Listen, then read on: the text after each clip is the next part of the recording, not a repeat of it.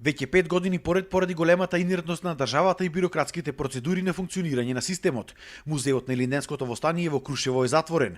Во 2013 и 2014 беа променети покривот и дограмата, а во 2015 започна негова внатрешна реконструкција, која за жал и денес не е завршена. Директорот Зоран Богески признава дека доцни обновата, но вели дека се решиле горливи прашања за кои што било потребно многу време. Сето тоа бара посебно време, посебна стручност, посебен пристап, посебно внимание, посебни техники кои што и секогаш во Македонија не можат да се најдат. Меѓутоа сега сме веќе во завршна фаза. Од страната е влагата, од страната е прокиснувањето, набавен е материјал од повеќе странски центри каде што е депонирана богата архива, фондови и збирки.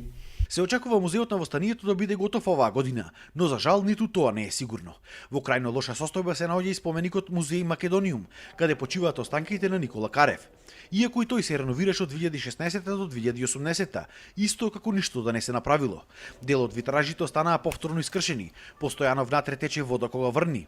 Сега на само неколку дена пред Илинден, музеот во Крушево со бела боја ја покриваше зелената мувла под зидовите.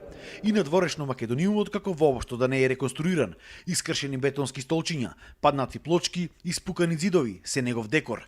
Токму поради тоа заводот и музеј Прилеп ја прекинал работата со фирмата изведувач.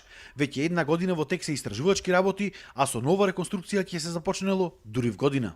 Работеше фирма на тендер добијано, нестручна во секој поглед, нити беа стручни за решавање проблемите на витражите, нити стручни за керамичкиот дел, нити стручни во архитектонскиот дел. Ние имаме одобрена средства и за годинава, и за истражувачките работи, и за реализација, меѓутоа нема да можеме да почнеме со реализација. Ниту за Македониумот не се знае кога ќе биде комплетно реконструиран.